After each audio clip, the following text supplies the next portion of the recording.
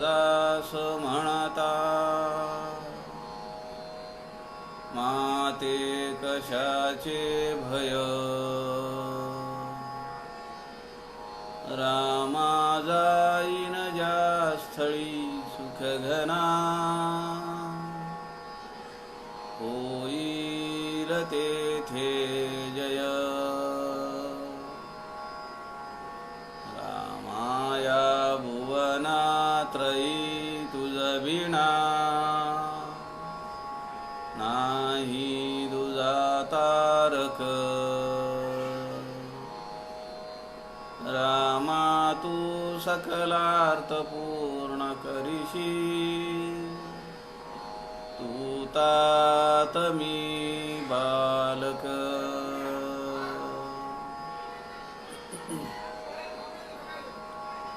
सुखासारिखे पूर्ण वैराग्य ज्याचे, वसिष्ठापरी ज्ञान योगेश्वराचे.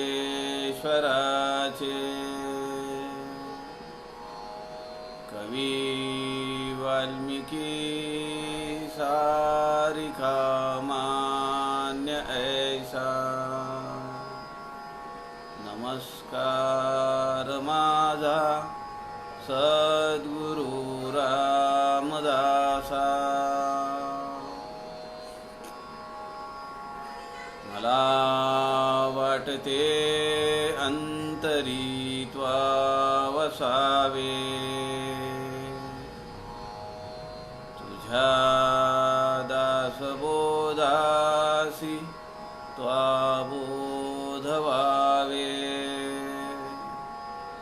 अपत्यापरी पाजवी प्रेम रसा, महाराजया सद्गुरु रामदासा. जय जय रघुवीर समर्थ सब संतन की जय.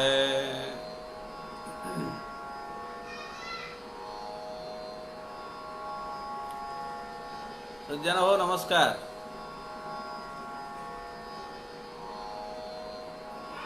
संत समागम या लाईव्ह फेसबुक पेजवरून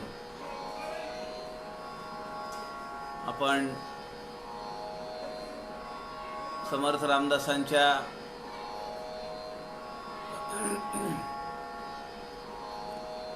अद्भुत अशा ग्रंथराज दासबोधातील समासांचं चिंतन करतो आहोत, अभ्यास करण्याचा प्रयत्न करतो आहोत. काल आपण शिवशक्ती निरूपण हा समास पाहिला.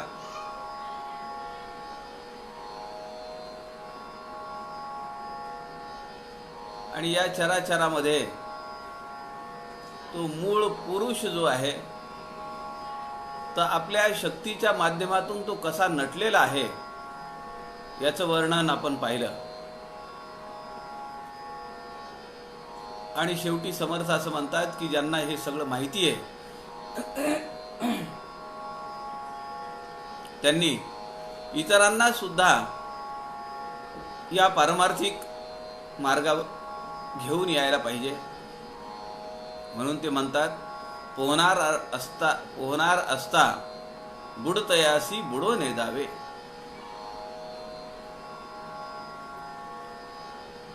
जसं संत तुकाराम महाराज म्हणतात, बुडती हे जन न देखवे डोळा, म्हणून कळवळा येत असे.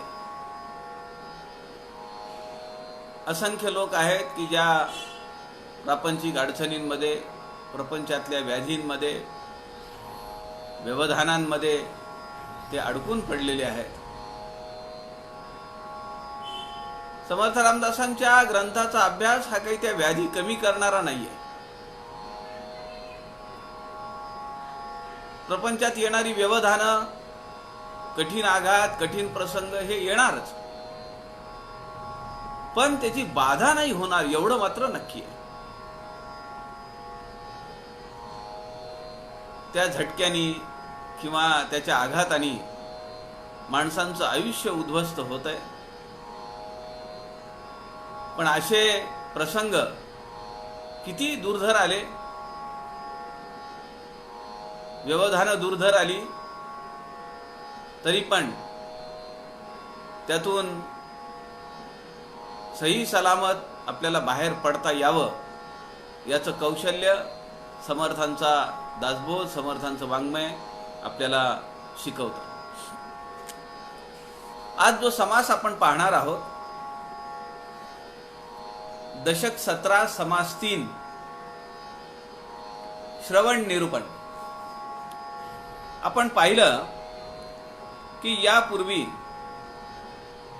3 समास 4 समास केवळ श्रवणावर समर्थ रामदासांनी दासबोधामध्ये घेतलेले आहेत.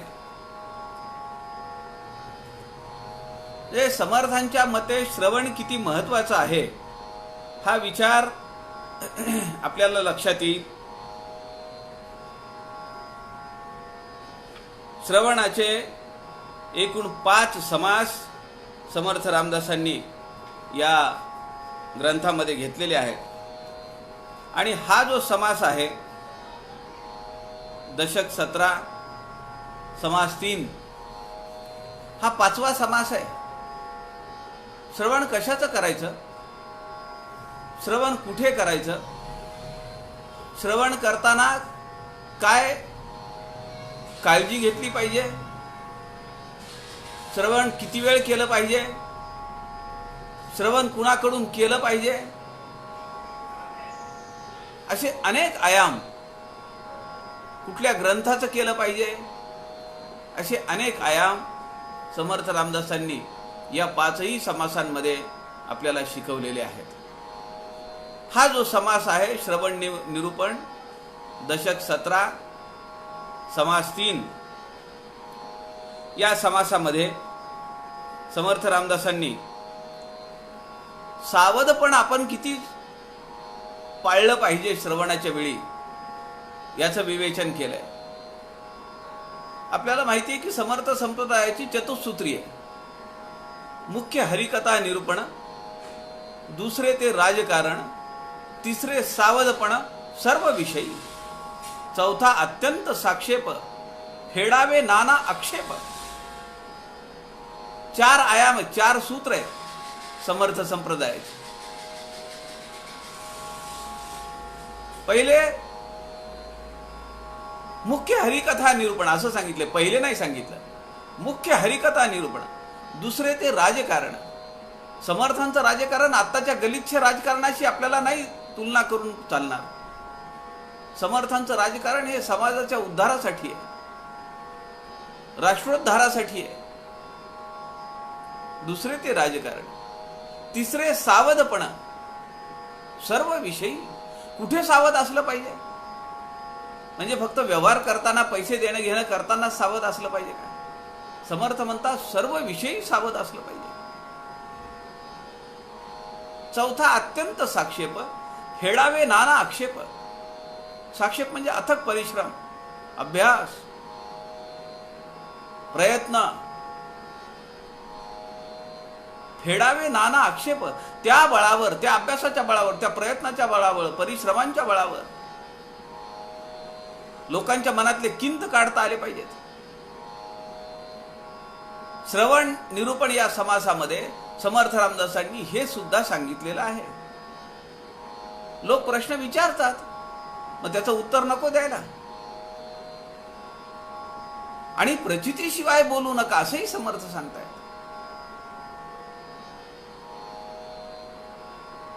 मी मागे एक प्रकल्प केला होता आणि त्याचं एक 60-70 पानांचं पुस्तक पण झालंय. त्या पुस्तकाचं नाव आहे दासबोधातील वाग्यज्ञ. मी 10 चॅप्टर त्यात केले. काय बोलावं, काय बोलू नये, बोलण्याला फळश्रुती असली पाहिजे, बोलण्याला आधार असला पाहिजे, जे बोलायचं नाही ते कसं सांगायचं, अर्थप्राप्तीसाठी बोलू नये, आणि समग्र समर्थ साहित्यामधल्या ज्या ज्या ओव्या ज्या ज्या चॅप्टरला लागतात त्या मी त्याचं संकलन केलं. अगोदर एक 2-3 पानं त्याच्यावर विवेचन केलं आणि त्या सगळ्या ओव्या, त्यामध्ये मनाचे श्लोक आहेत, आत्माराम आहे, समर्थांचं स्फुट काव्य आहे. त्या सगळ्या ह्याच्यातून मी त्या चॅप्टरला ज्या ज्या ओव्या लागतील ते त्या ओव्या किंवा तो मनाचा श्लोक जे काही असेल ते त्या चॅप्टरमध्ये घेतलं. आणि अर्थात ही सगळी समर्थांच्या कृपेने आणि समर्थवरती सुनील दादा चिंचोळकरांच्या आशीर्वादाने ही लेखन क्रिया माझ्याकडनं झाली. दासबोधातील वाग्यज्ञ या पुस्तकाचं प्रकाशन शिवथर घळीमध्ये झालं. त्यामुळे मला माझ्या आयुष्यामध्ये खरंच सांगतो की ज्या ठिकाणी समर्थांनी दासबोध ग्रंथराज लिहिला त्या ग्रंथराज दासबोधाच्या जन्मस्थळावर आपल्या पुस्तकाचं प्रकाशन व्हावं ही आयुष्यातली फार मोठी उपलब्धी आहे. तसं पाहिलं तर एक दुसरं छोटं पुस्तक आहे 50 एक पानांचं, ग्राहक पंचायतीचा आचार धर्म असं त्या पुस्तकाचं नाव होतं. सुनील दादांनी आणि ग्राहक तीर्थ बिंदू माधव जोशींनी त्याच्यासाठी मला प्रेरणा दिली आणि त्या पुस्तकाचा हिंदी अनुवाद ग्राहक आंदोलन का आचार धर्म. आणि मला मोठा अभिमान आहे सांगण्यासाठी की पुण्याहून स्वतः बिंदू माधव जोशी कार्यकर्त्यांसह त्या ठिकाणी आले होते. 2-3 तासासाठी आले होते, पण एवढा प्रवास करून ते आले. त्यांच्या हस्ते आणि आदरणीय तात्यासाहेब गाडगीळ, आपले माजी संचालक समर्थलीन सुहासदादा आगरकर यांच्या उपस्थितीमध्ये त्याचं प्रकाशन झालं. आणि आपले दास पूर्ण केलेले आदरणीय अनंतराव काईतवाडे जे इंदोरला असतात, त्यांनी त्याचा हिंदी अनुवाद केला होता. वासंतीताईकडे असणारच आहे, कारण त्या बऱ्याच वर्षांपासून घडीमध्ये येत आहेत. अशी बरीच मंडळी आहेत की ज्यांनी हा योगायोग असा होता की त्या वर्षी सुनील दादांच्या पायाचं फ्रॅक्चर झालेलं होतं. त्यामुळे सुनील दादांची उणीव जाणवत होती पूर्ण सप्ताहभर. त्यांची प्रवचनं म्हणजे काय, तो जसा शिवतर घळीतला पाण्याचा प्रपात असतो तसा सुनील दादांचा ओघव त्या शब्दांचा, अर्थपूर्ण शब्दांचा तो प्रपातच असायचा. त्यावर्षी सुनील दादा नव्हते, पण आमचे आदरणीय ग्राहक तीर्थ बिंदू माधव जोशी आले आणि मला बऱ्याच कार्यकर्त्यांनी नंतर मोठ्या प्रेमाने माझं कौतुक केलं की एवढा मोठा माणूस आहे पण या तुझ्या छोट्याशा पुस्तकासाठी ते इथपर्यंत आले. ही सगळी समर्थांची कृपा आहे. त्यात आपलं काय, मी तो हमाल भारवाही असंच आहे आपलं काम. जे काही चालू आहे, जे काही झालेलं आहे आणि जे काही पुढे होणार आहे, हे सगळं त्यांच्या कृपेमुळे होतंय. त्यामध्ये आपलं कर्तृत्व काय असं जर बघितलं तर स्वतः समर्थ रामदास स्वामी एवढा अद्वितीय अद्भुत ग्रंथ लिहितात आणि म्हणतात की हे सगळे जगदीश्वरांनी केलेलं आहे. ही सगळी दाशरथी रामाची कृपा वचन आहेत आणि आपलं कर्तृत्व काय, त्यात कवित्व काय, माणुष्याचे, असं समर्थांनी विचारलेलं आहे. त्यामुळे एवढ्या मोठ्या ग्रंथाचे रचना करते किंवा 46,000 ओव्यांचं सगळं समर्थ साहित्य निर्माण करणारे समर्थ रामदास जर आपल्याकडे एवढा नम्र भाव घेत असतील तर ते दर्या में खसखस म्हणल्यासारखं आपल्या 1-2 पुस्तकांचं काय त्यात विशेष आहे. पण या निमित्ताने मला तो प्रसंग आठवला, स्मरण झालं, म्हणून ते मी आपल्यासमोर सांगितलं. समर्थ या समासामध्ये म्हणतात की एक गोड शब्द समर्थांनी या समासात वापरलाय. ग्रंथाचा अभ्यास कसा करावा, ग्रंथाचं श्रवण कसं करावं, तर पक्षी जसा आकाशामध्ये विहरतो तसं करावं. तुम्ही पहा, पक्षी हवा भरून घेतो आपल्या शरीरामध्ये, त्याच्या ज्या वात पोकळ्या असतात, वायूच्या पोकळ्या, तो फुल पॅक करून घेतो हवेने. आणि त्यानंतर मग तो अशा गिरक्या घेतो. मला फार मोठं नवलच वाटतं ते पक्ष्यांचं. असे दोन पंख पसरवलेले असतात आणि तो असा खाली जातो, वर जातो, इकडे जातो, तिकडे जातो. कुठेही रोक नाही, ठोक नाही, कुणाचा अडथळा नाही. तसं समर्थ म्हणतात की ग्रंथ अभ्यास करताना, ग्रंथाचं श्रवण करत असताना विहार करता आला पाहिजे. मनामध्ये कुठली आशंका नाही, मनामध्ये कुठला प्रश्न नाही, संशय नाही. प्रश्न येऊ शकतात. आपण आपल्यापेक्षा जे सिनियर लोक आहेत, जे ग्रंथाचा अभ्यास करतायत, आपले जे समीक्षक आहेत, त्यांना आपण कुठलाही प्रश्न विचारू शकतो, काही अडचण नाहीये. पण अशा प्रश्नांनी किंवा संशयानी मनामध्ये काहीतरी किंत घेऊन ग्रंथाचं श्रवण करू नये, ग्रंथाचा अभ्यास करू नये, असं समर्थ सांगतात. श्रुती माऊलींनी प्रतिपादन केलेल्या 4 पायऱ्या ज्या आहेत, श्रवण, मनन, निधिध्यास आणि आत्मसाक्षात्कार, या 4 पायऱ्यांचा उल्लेख समर्थांनी या श्रवण निरूपण दशक 17 समास 3 या समासामध्ये केलेला आहे. आपण समास पाहू. दशक 17 समास 3 श्रवण निरूपण. श्रीराम समर्थ श्रीराम. थांबा थांबा, ऐका ऐका, आधीच ग्रंथ सोडू नका, सांगितले ते ऐका सावधपणे श्रीराम. श्रवणामध्ये सार श्रवण, ते हे अध्यात्म निरूपण, सूचित करून अंतःकरण ग्रंथामध्ये विभरावे श्रीराम. श्रवण मननाचा विचार, निजध्यासे साक्षात्कार, रोकडा मोक्षाचा उदार, बोलोची नये श्रीराम. नाना रत्ने परीक्षिता, अथवा वजने करिता, उत्तम सोने पुटी घालिता, सावधान असावे श्रीराम. नाना नाणी मोजून घेणे, नाना परीक्षा करणे, विवेकी मनुष्याशी बोलणे, सावधपणे श्रीराम. जैसे लाखोलीचे धान्य, निवडून वेचिता होते मान्य, सगट मानिता अमान्य, देव क्षोभे श्रीराम. समर्थांची पहिलीच ओवी आहे. फार आवडते मला ही ओवी. समर्थ म्हणतात, थांबा थांबा, ऐका ऐका. किती समर्थांच्या त्या सांगण्यातली धाटणी बघा तुम्ही. समर्थांना आपल्याला किती तळमळीनं सांगायचं, थांबा थांबा, ऐका ऐका, आधीच ग्रंथ सोडू नका, सांगितले ते ऐका सावधपणे.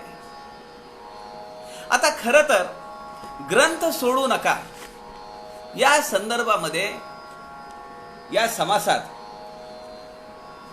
2 ओव्या आलेल्या आहेत आणि एक ओवी ही 7व्या दशकातल्या पहिल्या समासात पण आलेली आहे. 7व्या दशकातल्या पहिल्या समासातली एक ओवी आणि 17व्या दशकातल्या 3ऱ्या समासामध्ये 2 ओव्या, अशा या 3 ओव्या या ग्रंथ सोडण्याच्या संदर्भातल्या आहेत. थांबा थांबा, ऐका ऐका, आधीच ग्रंथ सोडू नका, सांगितले ते ऐका सावधपणे. समर्थ म्हणतात की आपल्याला अभ्यास करायचा आहे. मला माहिती आहे आमचे नांदेडचे प्रकाशराव जोशी म्हणून आहेत, ते आज आहेत, ते रोज असतात. काही मंडळी आहेत, मी 2:01 चालू केल्याबरोबर त्यांची नावं मला समोर दिसतात आणि ती पाठ झाली आहेत आता नावं. एखादं नाव नाही दिसलं की उगीच हुरहुर वाटते. मी नंतर त्यांना फोन करतो, का हो आज नव्हते तुम्ही? मग ते सांगतात काहीतरी अडचण होती, घरी पाहुणे आले होते, लाईट नव्हती, रेंज नव्हती. पण आम्ही नंतर ऐकलेलं आहे. खरं तर हे स्वांत सुखाय काम आहे का नाही? मला यात आनंद वाटतो म्हणून मी हे करतो.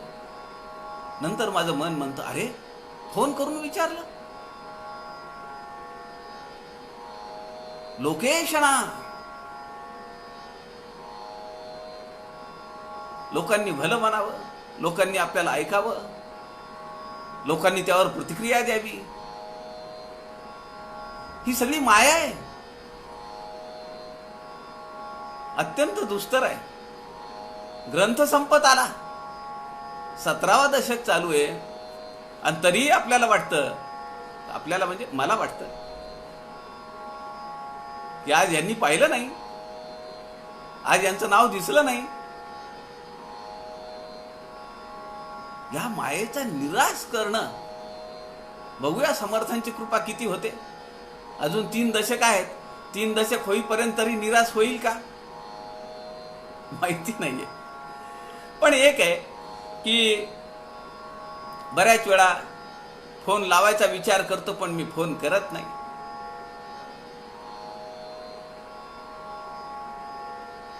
कारण असं वाटतं ना की समोरच्या साधकाला वाटेल, अरे एक दिवस आम्ही नव्हतो तर काय यांनी लगेचच आम्हाला विचारलं. आम्ही एवढे दिवस सातत्याने 2 वाजता आम्ही आमचा मोबाईल ऑन करतो आणि त्याच्या सगळ्यावर पाणी पडलं. असं नाही. मला उगीच उत्कंठा असते, पण ही सुद्धा उत्कंठा आपली संपली पाहिजे. कारण हे काम स्वांत सुखाय म्हणून करतो आहोत, समर्थांची सेवा म्हणून करतो आहोत. मग याचा टेंबा कशाला मिरवता आला पाहिजे, किंवा तो मनात सुद्धा नाही आला पाहिजे विचार. तर श्रवण मनन निधिध्यास ठीक आहे. आणि तो जर विचार असाच तरळत राहिला मनामध्ये, तर आत्मसाक्षात्काराची पायरी गाठणं शक्यच नाही. ह्याच जन्मात काय, किती जन्म जातील कुणाला माहिती आहे. समर्थ म्हणतात, जयाचे चंचळ हृदय, दशक 7 समास 1. जयाचे चंचळ हृदय तेणे ग्रंथ सोडोची नाही. ती मूर्खे नेणती सोय अर्थान्वयाची. जयाचे चंचळ हृदय तेणे ग्रंथ सोडूची नाही. आता ग्रंथ सोडू नये, इथं जसं सांगितलंय आधीच ग्रंथ सोडू नये, तिथं म्हणलंय ग्रंथ सोडू नये, तेणे ग्रंथ सोडू नये.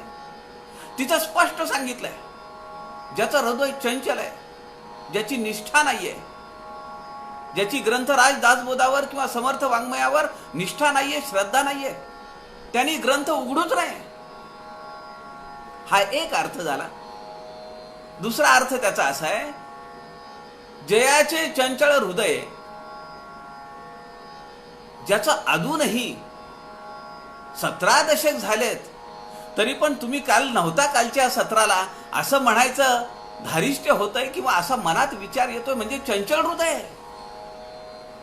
माझ्यावरूनच घेतो ना मी. समर्थ म्हणतात, असं ज्याचं हृदय आहे की ज्याला अजूनही लोकेशन आहे, ज्याला वाटतं की लोक का नाव ऐकलं नाही यांनी, फोन करून विचारण्याची एवढी वेळ यावी, असं ज्याचं हृदय आहे त्यांनी ग्रंथ हातातला सोडूच नाही, ठेवायचाच नाही बाजूला, जोपर्यंत ते हृदय स्थिर होत नाही तोपर्यंत. असा 2 प्रकारे या ओवीचा अर्थ आहे. दशक 7 समास 1 ओवी क्रमांक 29. या समासामध्ये पहिल्यांदाच ही पहिलीच ओवी आहे, आणि या समासातली शेवटची एक ओवी आहे. म्हणजे बघा या समासातली रचना सुद्धा कशी आहे की पहिल्या ओवीमध्ये आधीच ग्रंथ सोडू नका असं सांगितलंय, आणि शेवटच्या ओवीमध्ये 3रा चरण आहे, सावधपणे ग्रंथ सोडा. काय अर्थ समर्थांना अपेक्षित असेल, काय समर्थांना अभिप्रेत असेल आपल्याकडनं. समर्थ म्हणतात, थांबा थांबा, ऐका ऐका. अरे थांबा. मला आमचे प्रकाश जोशी म्हणाले, मला 2-3 फोन केले, ते म्हणाले की आम्ही ग्रंथ उघडून बसतो. आता विचार करा की सज्जनगडावर समर्थ बसले, समर्थ म्हणाले की आज आपल्याला हा एक समास वाचायचा आहे. सगळे शिष्य समोर बसलेले, शेज घराच्या समोर. समर्थ आले, बसले. समर्थ आले म्हणल्यावर सगळ्यांनी ग्रंथ उघडले. तेव्हा समर्थ म्हणतात थांबा थांबा, आधी ऐका तरी, आधीच ग्रंथ सोडू नका. सांगितले ते ऐका सावधपणे. मी काय सांगतोय ते तुम्ही सावधपणे ऐका आणि मग ग्रंथ पहा. समर्थ म्हणतायत की सद्गुरू आता अर्थ सांगणार आहेत, म्हणून शिष्यांनी घाईघाईने पटापट वस्त्र काढायचं, ग्रंथ उघडायचा, वेष्टन काढायचं. असं उघडून बसू नये. सावधपणाने ग्रंथाच्या वाचण्यासाठी तयारी करायची आहे. सावधपणे. समर्थ संप्रदायाचं तिसरं सूत्र आहे आणि ते या समासामध्ये अनेक वेळा आलेलं आहे. सांगणारा किती सावध असला पाहिजे, ऐकणारा किती सावध असला पाहिजे. सावध शब्दावर अनेक वेळा समर्थांनी या ठिकाणी संदर्भ दिलेला आहे. दुसरा अर्थ आहे ह्या ओवीतला, जो या समासातली जी शेवटची ओवी आहे ती ओवी अशी आहे: करून अवघा तत्व झाडा, सारा साराचा निवाडा, सावधपणे ग्रंथ सोडा, सुखी नावे. सुखी नावे म्हणजे सुखाने, खुशाल, सुखे नैव. खुशाल ग्रंथ सोडा. केव्हा सोडा? इथं ग्रंथ सोडा म्हणजे हातातला सोडा. आता हातात धरायची गरज नाही. काय गरज नाही? कारण एवढं श्रवण झालंय. हा 5वा समास आहे. 4 समास अगोदर मी तुम्हाला सांगितले आणि 5व्या समासाची शेवटची ओवी सांगितली आहे. आता तुमचा सगळा तत्वांचा झाडा तुम्ही केलेला आहे, सारासार विचार केलेला आहे, आत्मानात्म विचार केलेला आहे आणि हे सगळं तुम्ही नित्य करताय, म्हणून नित्यानित्य विचार आहे. मग आता हे सगळं तुम्ही करत असताना आता ग्रंथाची काय गरज आहे? समर्थ 7व्या दशकामध्ये म्हणतात, सरली शब्दाची खटपट, आला ग्रंथाचा शेवट, येथे सांगितले स्पष्ट सद्गुरु भजन. ग्रंथ संपला का? आला ग्रंथाचा शेवट म्हणजे दासबोध ग्रंथ तिथं संपला होता का? बऱ्याच जणांना वाटतं. काही अर्धवट लोक असतात, अर्ध्या हळकुंडात पिवळे होणारे. 20-22 वर्ष झाली हो, आपण 20-20, 25-25 वर्ष अभ्यास करतो आहोत, पण अजूनही काही काही गुंताळा उकलतच नाहीये. म्हणून आम्ही स्लोगन आमचं ठेवलेलं आहे, घोषवाक्य: विवर्ता विवर्ता कळो लागे. विवर्ता विवर्ता, घेतलेची घ्यावे जीवन, सेविलेची सेवावे अन्न. पुन्हा पुन्हा पुन्हा पुन्हा सारखं करत राहिलं पाहिजे, तर त्यातला अर्थ समजेल. आणि प्रत्येक वेळी त्या अर्थाची वेगवेगळी छटा समोर येत राहते. कुठला अर्थ कधी घ्यायचा, काय नक्की सांगितलंय, हे खरंच सांगितलंय का, मनात प्रश्न येतात का नाही आपल्या? समर्थ या समासाच्या शेवटी ग्रंथ सोडा म्हणजे हातातून ठेवा असं सांगतायत. त्याचं कारण समर्थांनी पहिल्या 2 चरणांमध्ये सांगितलंय. करून अवघा तत्व झाडा. तत्वाचा झाडा केला तुम्ही, तत्व निराश केला. आता तुम्ही कुठेही लिप्त होणार नाही. आता ग्रंथाची काय गरज आहे? तुमच्यावर सद्गुरूंची कृपा झाली आहे, समर्थ खुश आहेत. आता ग्रंथ सोडायला हरकत नाही. आणि तो सुद्धा कसा सोडा? सुखाने सोडा. भरून पावलो देवा या भावनेने सोडा. खुशाल सोडा, मनात कुठलाही किंत न सोडता ठेवता. आला ग्रंथाचा शेवट, सरली शब्दाची खटपट. मला माझे मित्र विचारतात काही, नंतर तुमच्यासारख्या लोकांनी मध्ये घुसडलेले म्हणले, अरे म्हणलं ग्रंथाचा शेवट आला, सरली शब्दाची खटपट. समर्थ म्हणतात, येथे सांगितले स्पष्ट. काय सांगितलं स्पष्ट? स्पष्ट म्हणजे स्पष्ट. काय सांगितलंय? सद्गुरु भजना. सद्गुरूंचं जो भजन करतो, सद्गुरूंच्या सेवेत जो राहतो, सद्गुरूंची ज्याला कृपा होते, त्याला ग्रंथाची काय गरज आहे? चालता बोलता सद्गुरू आपल्या सोबत आहे. मग त्यांनी सांगितलेल्या, इतर संतांनी सांगितलेल्या ग्रंथाला हातात घेऊन कशाला मिरवायचंय? असा आपल्याला अर्थ समजला पाहिजे. याच समासामध्ये पहिला जो विषय आहे, पहिली जी ओवी आहे, त्यामध्ये समर्थ म्हणतात, आधीच ग्रंथ सोडू नका, थांबा थांबा, ऐका ऐका. किती तळमळ आहे बघा ना. तुम्ही विचार करून बघा की आपण एखाद्या वेळी केव्हा म्हणतो, ए थांब थांब, ऐक ऐक ऐक ऐक, घाईघाईमध्ये म्हणतो. कारण ही घाई कुठे आली हो? तो जो जाणार आहे ना तो घाईत आहे, समोरचा जो माणूस आहे तो घाईत आहे. शेज घरातून समर्थ बाहेर आले ओट्यावर आणि समोर शिष्य समुदाय बसलेला आहे. समर्थांनी आदल्या दिवशी सांगितले की उद्या आपल्याला दुपारी 3 वाजता 4 वाजता काय असेल ते उपासनेची वेळ किंवा त्या अगोदर आपल्याला दासबोध वाचायचा बरं का. सगळे तयारीत आहेत. आपल्याकडनं असंच होतं का नाही? आपण पारायणाला बसतो, व्यासपीठ चालक येतात, ते आले का पटापट आपण ग्रंथ उघडून ठेवतो. आपलं सगळं लक्ष, आपली घाई होते तिकडे ग्रंथ उघडण्यासाठी, कारण ते चालू करतील तर आपली घाई होईल. घाई समोरच्या माणसाला आहे. समर्थांच्या लक्षात आहे घाई तुम्हाला आणि मला आहे, समर्थांना घाई नाही आहे. त्यांना माहिती आहे हे पारायण करतायत बुधवारची, दर बुधवारी पारायण करतायत एकादशकाचं, किंवा रोज एक समास वाचतायत, किंवा प्रसंगोपात विवेचन करतायत, 2 वाजता एकत्र वाचतायत. 3:30 वाजता घाई होतीये. काही वेळ ठरलेली असते, कुणाला तरी बोलावलेलं असतं, कुणाकडे तरी जायचं असतं. मग 3:35 झाले का आपली चळवळ चालू होते.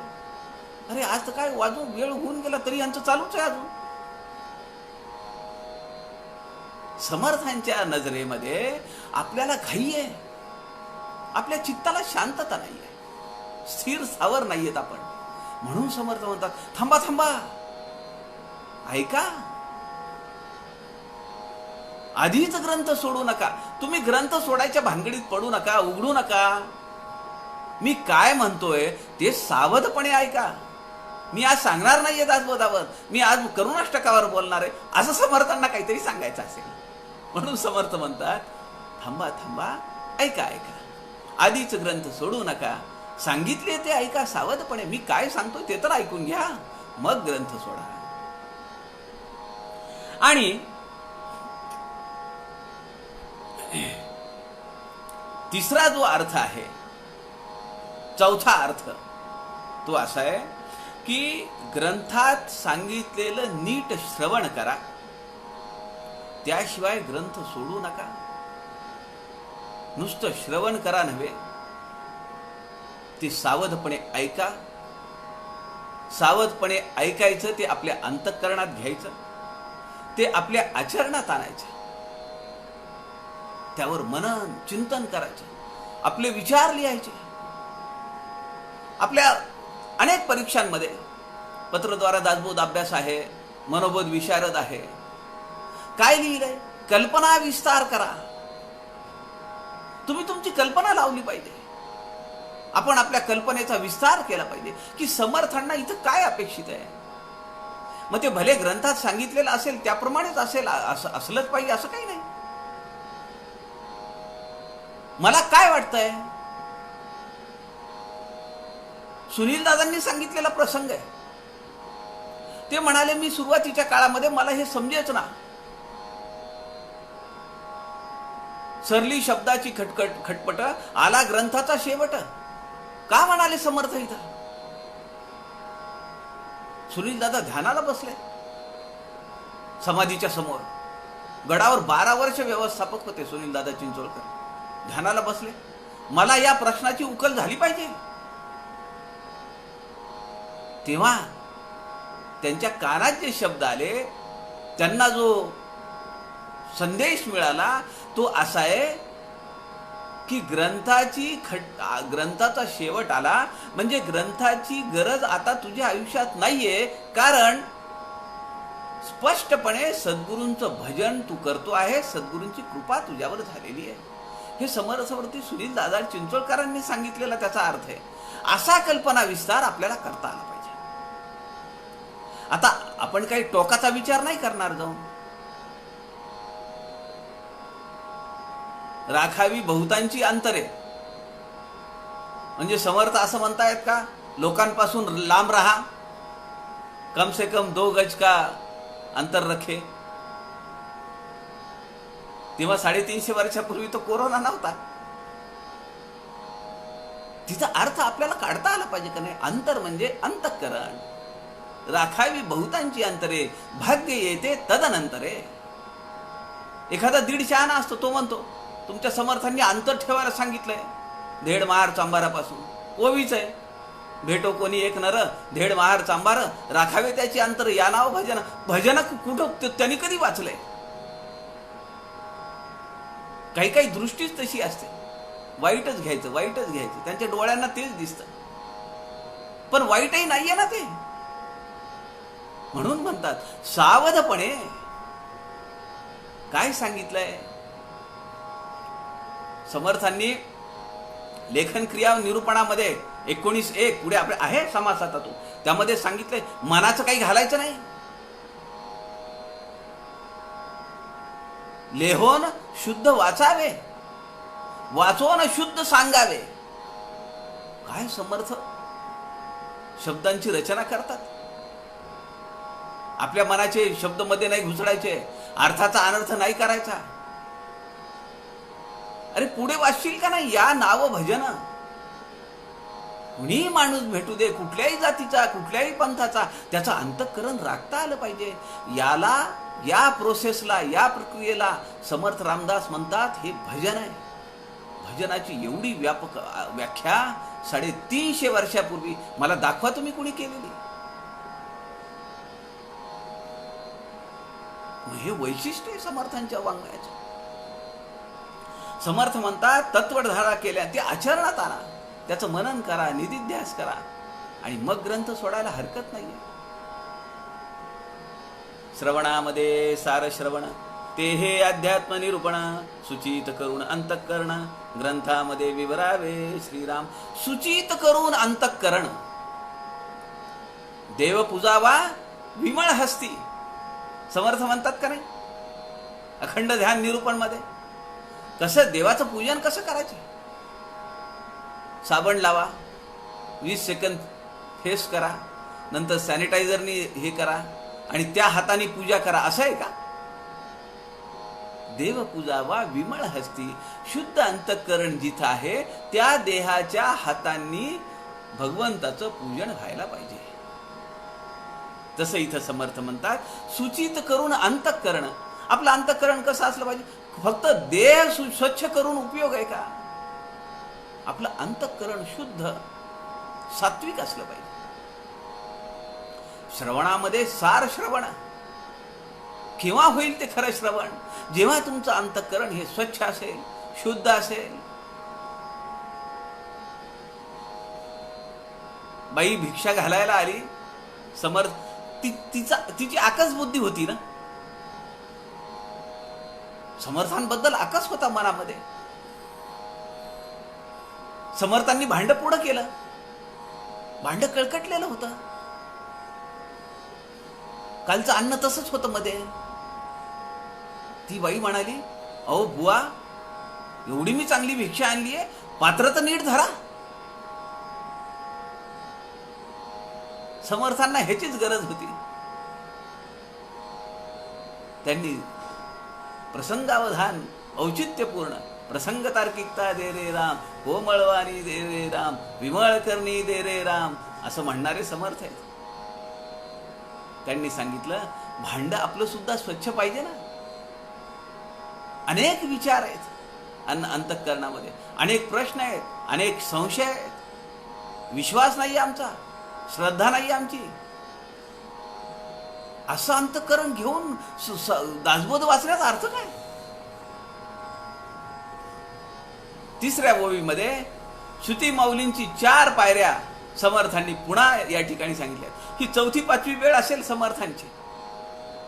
श्रवण मननाचा विचार, या चरणामध्ये 2 पायऱ्या आहेत, श्रवण मनन. श्रवण मननाचा विचार, निजध्यासे साक्षात्कार. दुसऱ्या चरणामध्ये 2 आहेत, निधिध्यास, आचरण. श्रवण, जे श्रवण केलंय त्यावर मनन करणे, कल्पना विस्तार करणे, ठसवून घेणे अंतःकरणात. त्यानंतर निधी ध्यास, तो ध्यास असला पाहिजे, माझ्या जीवनात ते उतरवता आलं पाहिजे. त्याला म्हणायचं निधी ध्यास. श्रवण आहे, चिंतन आहे आणि ते आचरणात आहे. का नाही होणार साक्षात्कार? निधिध्यास साक्षात्कार, रोकडा मोक्षाचा विचार, उधार बोलोची नये श्रीराम. समर्थच म्हणतायत, उधारी नाही, क्रेडिट नाही, तुमच्या अकाउंटला जमा होईल नाही, रोकडा कॅश मोजून घ्या. काय टेबल कॅश म्हणतो ना आपण, लगेच खर्चायला मोकळे. काही वेळा क्रेडिटच आवश्यक असतं. स्वामी विवेकानंदांच्या आयुष्यातला प्रसंग आहे. 2-2.5 वर्ष झाली होती ठाकूरांसोबत राहून, आणि ठाकूरांनी हळूहळू ते व्यवस्थित आकाराला आणायला चालू केलं होतं. आणि स्वामी विवेकानंद एके दिवशी आपल्या शिष्यांना, आपल्या गुरुबंधूंना ध्यानाला कसं बसायचं ते सांगत होते. स्वामी विवेकानंदांच्या समोर दोघं तिघं जे इंटरेस्टेड आहेत ते खूप दिवस म्हणत होते, नरेंद्र तुला फार छान जमतं ध्यान, तू बसला की 2 मिनिटामध्ये तुला ध्यान लागतं. आणि आहेच आहे ना तशी, कारण लहानपणापासून त्यांना स्वामी विवेकानंदांना ध्यान लागायचं. ती दैवी देणगीच होती. मग नरेंद्रने सांगितलं की ठीक आहे, उद्या सकाळी आपण बसूया. ते बसले एका खोलीमध्ये, आणि नरेंद्रने समोर बसलेल्या आपल्या शिष्या गुरुबंधूंना सांगितलं, मांडी घाला, पद्मासन घाला, हात हातावर ठेवा, डोळे अर्धवट मिटा वगैरे त्यांनी सांगितलं असेल ती सगळी प्रोसेस. तिथून ठाकूर चालले होते रामकृष्ण परमहंस. त्यांनी ते पाहिलं, तेव्हा काही बोलले नाहीत. थोड्या वेळानंतर त्यांनी नरेंद्राला बोलावलं आणि ते म्हणाले, अरे अजून मिळकतच नाही तर खर्च करायला चालू केला, क्रेडिटच झालं नाही काही तर खर्च करायला चालू केला, तू तर शिकवायला चालू केलं म्हणले. संगती कशी असते त्याचा परिणाम आहे. नरेंद्रच्या आयुष्यात लहानपणी असाच एक संगतीवरनं हे झालेला प्रसंग आहे, तो मी तुम्हाला सांगतो. तो प्रसंग असा आहे की तो ज्या नरेंद्र आणि त्याचे मित्र ज्या भागातून शाळेमध्ये जायचे, तो भाग जरा अडाणी, अशिक्षित अशा ह्याचा होता, ज्याला आपण आपल्या भाषेमध्ये स्लम एरिया असं म्हणू. आणि ती जी मुलं होती तिथं, ती शाळेत जात नव्हती. मग जाताना येताना थोडा वेळ त्या मुलांसोबत या नरेंद्र आणि त्याच्या मित्रांचा जायचा. आणि ती मुलं जशी बोलायची, पटकन तोंडात शिवी येणं, पटकन रागाला येणं, ते आता हळूहळू तसे संस्कार होऊ लागले ना नरेंद्रावर. एके दिवशी असं झालं, नरेंद्र शाळेतून घरी आला आणि आईला म्हणाला की मला लवकर लवकर जेवायला दे, मला भूक लागलेली आहे. आई म्हणाली, नरेंद्र आज आपल्याकडे हा कार्यक्रम आहे, श्रावण महिना चालू झालेला आहे, आज शनिवार आहे, आज आपल्याला नृसिंहाचं काहीतरी करायचं आहे. शनिवारी नृसिंह असतो ना, त्यामुळे आज आपल्याकडे दोघांना जेवायला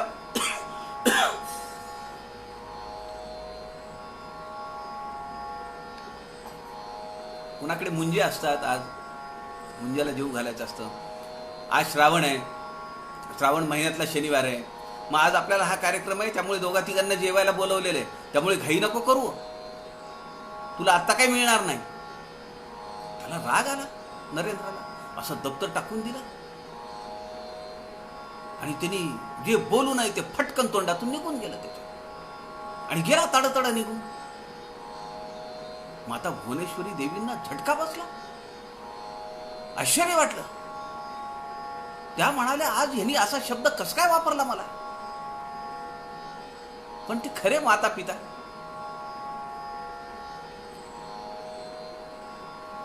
आपले यजमान आल्यानंतर त्यांनी सांगितलं, नरेंद्र मला असं बोलला. ते म्हणाले, हो का, मला सुद्धा आश्चर्य वाटते, असं का बोलला तो, बरोबर नाही असा शब्द वापरणं. काय केलं असेल त्यांनी, ते तेव्हा काहीच बोलले नाहीत. संध्याकाळी नरेंद्र झोपल्यानंतर ते त्याच्या रूममध्ये गेले. रूममध्ये अभ्यासाचा एक फळा होता. त्या फळ्यावर लिहिलं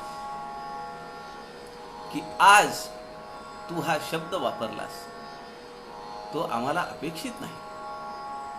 तू कुणाच्या संगतीनं राहतोयस हे मला माहिती नाही, पण जर तू असे शब्द वापरत असशील तर तुझ्यावर संस्कार करण्यासाठी आम्ही कमी पडलो आहोत असं आम्ही तुझे आई वडील समजून घेऊ. आमचा कमीपणा आहे की आम्ही तुझ्यावर संस्कार व्यवस्थित नाही घडवले, म्हणून तू असं तुझ्या आईला असं बोललास. सकाळी नरेंद्र उठला, त्या फळ्यावर बघितलं, ते लिहिलं आणि लख प्रकाश पडला. अरे खरंच की मी सहजपणे बोललो, पण हे सहजपण कुठून आलं? माझ्या संगतीमुळे आलं. श्रवण करत असताना काय श्रवण करायचंय, काय बोलायचंय, समोरच्याने विचारल्यानंतर कसं त्याचं स्पष्टीकरण करायचंय, समर्थांनी याचा सगळा उहापोह या ह्याच्यामध्ये केलेला आहे. समर्थ असं म्हणतात की श्रवणामध्ये सार जे ऐकायचंय, अद्वैत ग्रंथाचं प्रतिपादन आपण ऐकलं पाहिजे, त्याचं निधिध्यास मनन केलं पाहिजे, त्यावर आपलं काही भाष्य करता आलं पाहिजे, आपल्याला त्यावर विचार मांडता आले पाहिजेत, आपला कल्पना विस्तार करता आला पाहिजे. बाबा बेलसरेंच्या दासबोधात काय सांगितलंय, पांगारकर बाबांच्या दासबोधात सांगितलंय, एवढं बघूनच आपण आपलं उत्तर लिहायचं का? आत्ता दासबोध सखोल अभ्यास प्रवेशची सध्या हे चालू आहे. आपला एक प्रश्न आहे, मनाचे श्लोक रचल्याचा प्रसंग लिहा. बहुतांश लोक 90% चफळा मंदिर उभा केलं वगैरे वगैरे ते सगळे लिहितात. आणि काही शब्द आहेत ना की ते वाचल्याबरोबर लक्षात येतात. उत्सव लघु शरीर होता, लघु शरीर होता हा शब्द आपला आहे का? त्या ग्रंथामध्ये जसा शब्द जसाच्या तसा इकडे घ्यायचा. कसला अभ्यास करतोय आपण? म्हणून समर्थ म्हणतात निजध्यासे साक्षात्कार, रोकडा मोक्षाचा उधार बोलायची नाही. तुम्हाला साक्षात्कार होणार, आत्मज्ञानाची प्राप्ती होणार, कैवल्याची प्राप्ती होणार, मोक्षाप्रत जाणार, सायोज्य मुक्त होणार. अविश्वास धरायचा नाही, संशय धरायचाच नाही. रोकडा मोक्षाचा प्रसंग आहे. उधार बोलोची नाही. उधार हा शब्द आपण 4थ्या चरणाला लावला पाहिजे. नाना रत्ने. मग आता केव्हा केव्हा सावध असलं पाहिजे? समर्थ म्हणतात अहो प्रपंचामध्ये तुम्ही रत्न घेता का नाही? मोती घ्या, कुणीतरी सांगतं मोती घ्या, काय मंगळ घ्या, असं काहीतरी ते काय रत्न असतात त्याचे प्रकार. नाना रत्न परीक्षिता अथवा वजने करिता. वजन घ्यायचंय, काहीतरी साहित्य खरेदी करायचंय. मग तिथं ते किती किलो आहे, किती लिटर आहे हे नाही बघणार. उत्तम सोने पुटी घालिता सावधान असावे. जेव्हा सोनं घ्यायचंय तेव्हा ते नीट परीक्षून घेतलं पाहिजे. किंवा सोनं घ्यायचं आणि ते त्याचा दागिना करण्यासाठी त्या मुशीमध्ये द्यायचं, त्या कारागिराकडे द्यायचं. मग त्यामध्ये काही अडल्ट्रेशन आहे का, त्यात काही भेसळ आहे का हे बघायला नको. सावधान प्रपंचामध्ये किती ठिकाणी असावं लागतं हे समर्थ सांगतायत. आता हे नाना रत्न परीक्षा करणं, नाणी मोजून घेणं, सोनं घेणं, ही सगळी प्रपंचातली उच्च पातळीवरचा व्यवहार आहे. प्रपंची पाहिजे सुवर्ण, परमार्थी पंचीकरण. समर्थ सांगतात ना आपल्याला.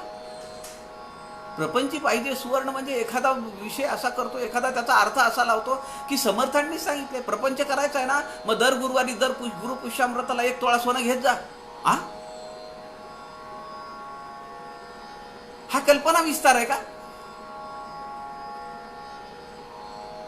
प्रपंची पाहिजे सुवर्ण, सुवर्णासारखा मौल्यवान प्रपंच करता आला पाहिजे, शुद्ध प्रपंच करता आला पाहिजे. जैसे आता पुढे खाली आले समर्थ. जैसे लाखोलीचे धान्य निवडून वेचिता होते मान्य, सगट मानिता अमान्य देव क्षोभे श्रीराम. लाखोली वाहतात लोक, काही संकल्प करतात आणि श्रावण महिन्यात तर करतातच करतात. बऱ्याच जणांचे संकल्प आहेत. 1,00,000 बेल, 1,00,000 पांढरी फुलं महादेवाला, मग वरबाडून आणायचा. त्या झाडाचा जीव गेला तर 72, वरबाडूनच आणावं लागेल ना. तुळशी, विष्णूला तुळशी आवडतात म्हणून विष्णू सहस्रनामाचं पारायण ठेवायचं, सगळ्यांना बोलायचं आणि प्रत्येकाला सांगायचं 101 तुळशी आपल्याला व्हायच्या आहेत. ते लोक जाणार, पहाटे उठणार, जाऊन वरबाडूनच आणणार. 101 तुळशी मिळवायच्या आहेत म्हणजे काय साधी गोष्ट आहे का? मग त्या वरबाडण्यामध्ये येतं का बेलाचं पान बरोबर 3 पाने येतात का? अहो,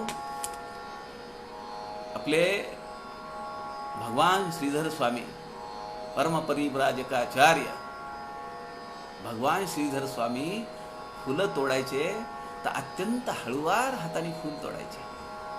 ते म्हणायचे, अरे काय तुझं नशीब आहे, काय तुझं भाग्य आहे, तू माझ्या सद्गुरूंच्या समाधीवर दिवसभर राहणार आहेस.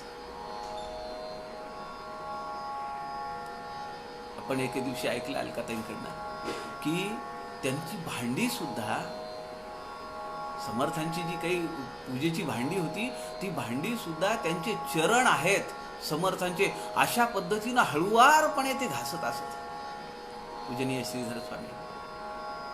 आणि आम्ही खरंच करतो का हो अशी पूजा करतो? बेसावधपणे सगळं चाललेलं आहे. कशासाठी संकल्प करायचे असे? 1,00,000 बेल वाहिला,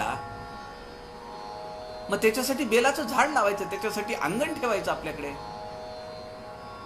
पहाटे उठायचं भल्या पहाटे आणि जाऊन लोकांच्या कॉलनीमध्ये जायचं, काठी घ्यायची, एक वाकडी हे असलेली, आणि मुरडू माना मोडल्यासारख्या त्या फांद्या मोडून त्याची फुलं गोळा करायची, पिशव्यांमध्ये भरायची आणि ती आणून पूजा करायची. काय होणार आहे यातून? समर्थ म्हणतात, सावधपणे विचार करा, हे योग्य आहे का? एकांती नाजूक कारभार, तेथे असावे अति तत्पर, त्याच्या कोटी गुणे विचार, अध्यात्म ग्रंथी श्रीराम. समर्थ म्हणतात, प्रपंच करत असताना व्यवहारामध्ये, लौकिक जीवनामध्ये एकांती बसणे हे अत्यंत महत्वाचं आहे. लोकांतामध्ये आपल्याला अंतर्मुख होता येत नाही. जयास एकांत मानवला, सर्व आधी कळे त्याला, समर्थ सांगतात. एकांतात बसता आलं पाहिजे. हा चातुर्मास झाला का नाही? आता पुढचा चातुर्मास जेव्हा येईल तेव्हा आपण असं ठरवलं पाहिजे की 1 तास मी मौन ठेवेन, आणि हे मौन चालू असताना मी समाजात मिसळणार नाही. आता नाही करायचंय, कारण आता लॉकडाऊनच आहे. तुम्ही म्हणलं तरी समाज कुठे घेतोय तुम्हाला? सगळं बंद आहे, लोकांकडे जाता येत नाहीये, लोक आपल्या घरी येत नाहीयेत. जेवायला नसताना उपवास करणं वेगळं, आणि 4 ठाव जेवण वाढलेलं तरी माझा उपवास आहे म्हणणं वेगळं. ते आपल्याला जमलं पाहिजे. म्हणून या चातुर्मासात नाही, चातुर्मास होऊन चालला आता, पुढच्या चातुर्मासात किंवा आपण एखादा प्रण केला पाहिजे, एखादा संकल्प केला पाहिजे. 1 महिना मौन्य गर्भा, 1 तास, आणि तो 1 तास एकांतामध्ये बसायचं. समर्थ म्हणतात, प्रपंचामध्ये काही विचार सुचणार नाही, म्हणून एकांती नाजूक कारभार, ज्या गोष्टी नाजूक आहेत ना तिथं त्याचा उकल करता येतो एकांतामध्ये बसल्यानंतर. अनेक मसलती समर्थांनी आणि शिवाजी महाराजांनी एकांतात केल्या का नाही? गुंता सोडवला का नाही? तो नाजूक कारभार आहे. मग प्रपंचातला असेल, परमार्थातला असेल, समर्थ म्हणतात, अहो प्रपंचातला गुंता सोडवण्यासाठी एकांती बसावं लागतं, खल करावा लागतो, विचार करावा लागतो, तेव्हा तो गुंता सुटतो, तेव्हा तो प्रश्न सुटतो. हे तुमच्या जीवनातलं आहे, प्रापंचिक जीवनातलं आहे. मग अध्यात्म ग्रंथामध्ये तर अजून अवघड आहे. त्याच्या कोटी गुणे विचार, अध्यात्म ग्रंथी. अध्यात्म ग्रंथाचं श्रवण करायचंय ना, श्रवण निरूपणाचा समास आहे.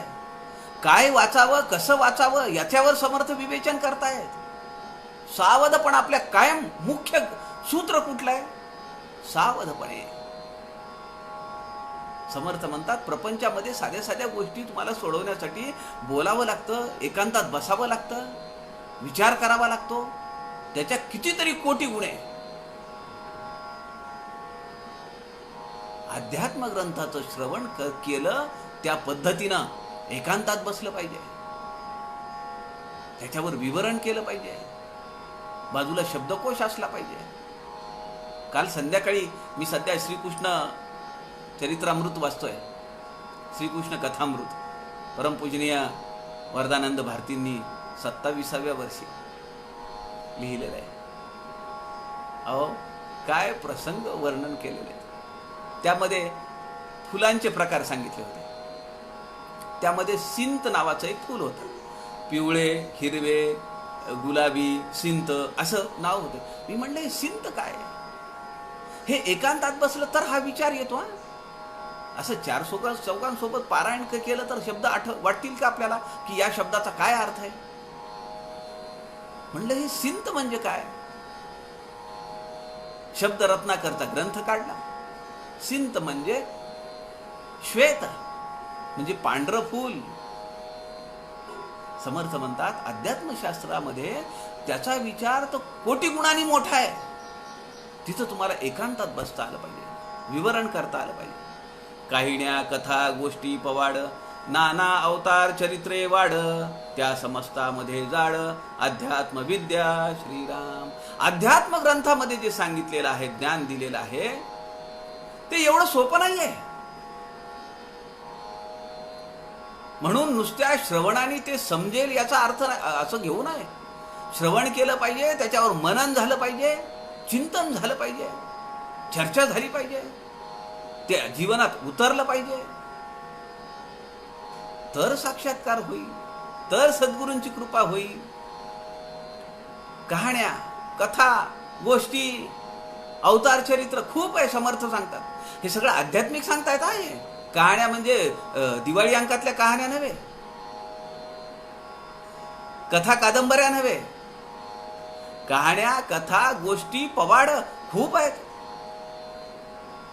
नाना अवतार चरित्रे वाढ खूप आहेत, असंख्य आहेत, उदंड आहेत. अनेक संतांची अवतार चरित्र आहेत. पण त्या सगळ्यामध्ये समस्तामध्ये जाड अध्यात्म विद्या, ब्रह्मांडाहून जाड. समर्थ म्हणतात का नाही, अकला घालून अकलेचा पवाड व्हावे ब्रह्मांडाहून जाड. जाड म्हणजे दगड का? दगड जाड असतो असं? घनीभूतता. जाड या शब्दाचा अर्थ आहे घनीभूतता. म्हणजे त्या समस्तामध्ये जाड अध्यात्म विद्या. अध्यात्म विद्येचा अर्थ सहजासहजी समजत नाही. तैसे नव्हे गत गोष्टी ऐकिले, तेणे काय हातात आले, म्हणती पुण्य प्राप्त झाले, परी ते दिसे ना की श्रीराम. अहो मागच्या वर्षी आम्ही पारायण केलं होतं ना, 3 वर्ष झाली आम्ही पारायण करतो आहोत. समर्थ म्हणतात हातात काय आलं? 20 वर्ष झाला अभ्यास चालू आहे, हातात काय आलं? अजूनही क्रोधावर नियंत्रण मिळत नाही, अजूनही लोकेशना आहे, वित्तेशना आहे, दारेशना आहे. हातात काय आलं? महत्भाग्य हाताशी आले, परी भोगू नाही जाणीतले. उपयोग काय?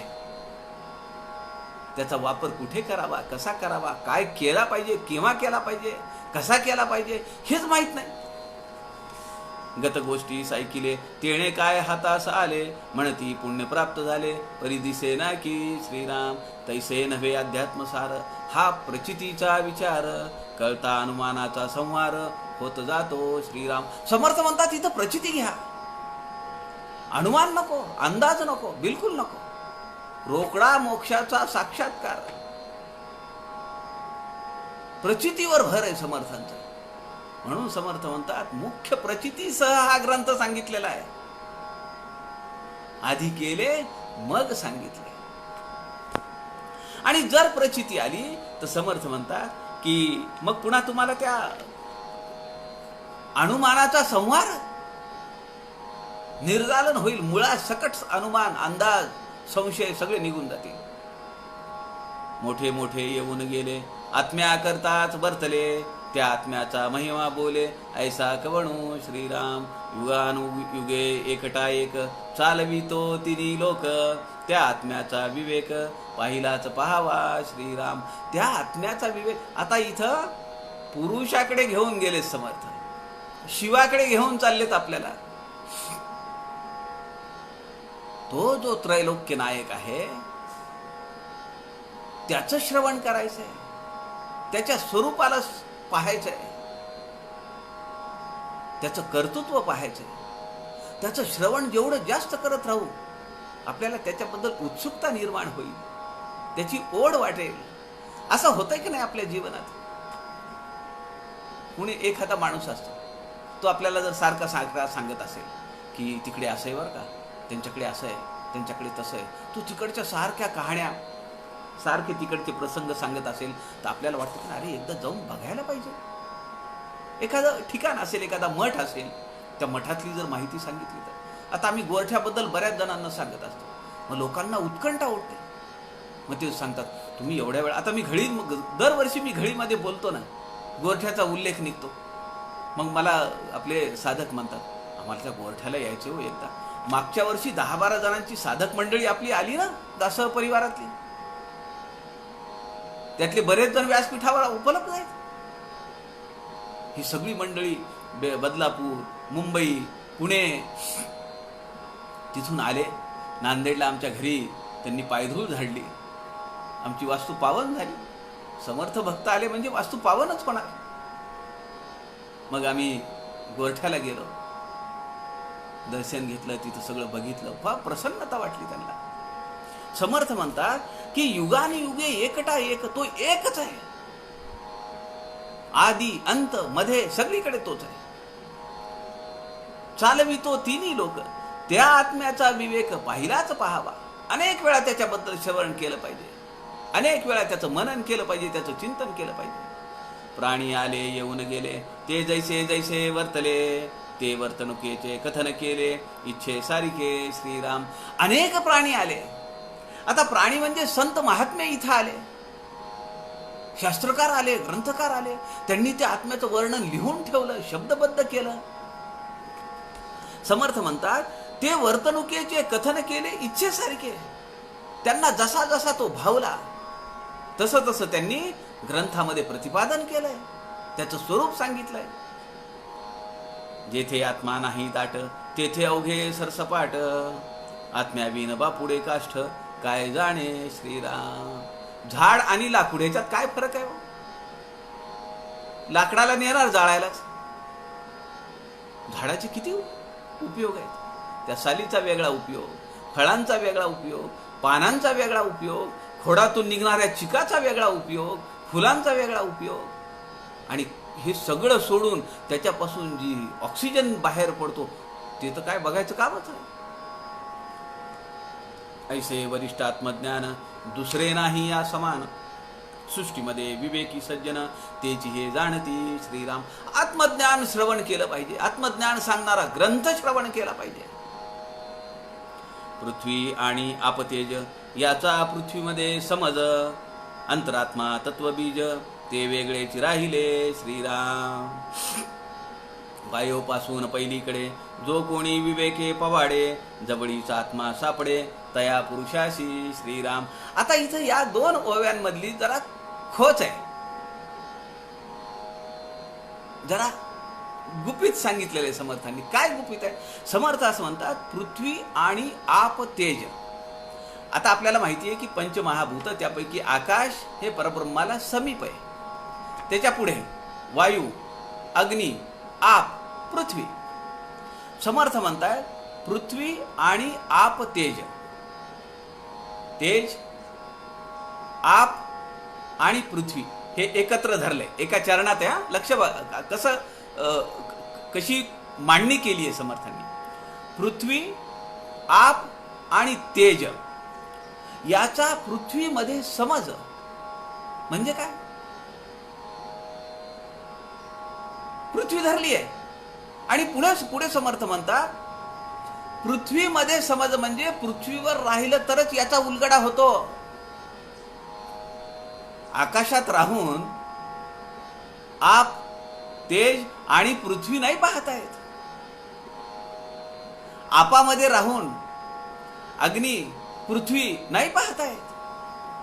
अग्नीमध्ये राहून आप पाहता येईल का? पण या तिन्हींचा अनुभव, तिन्हींची प्रचिती कुठे घेता येते? पृथ्वीवर घेता येते. कारण त्यातलं जडत्व पाहता येतं आणि आपण पृथ्वीवर आहोत. त्यामुळे अग्नीतलं जडत्व सगळीकडे भस्म करून टाकणं, प्रलय करणं, हे जडत्व आहे.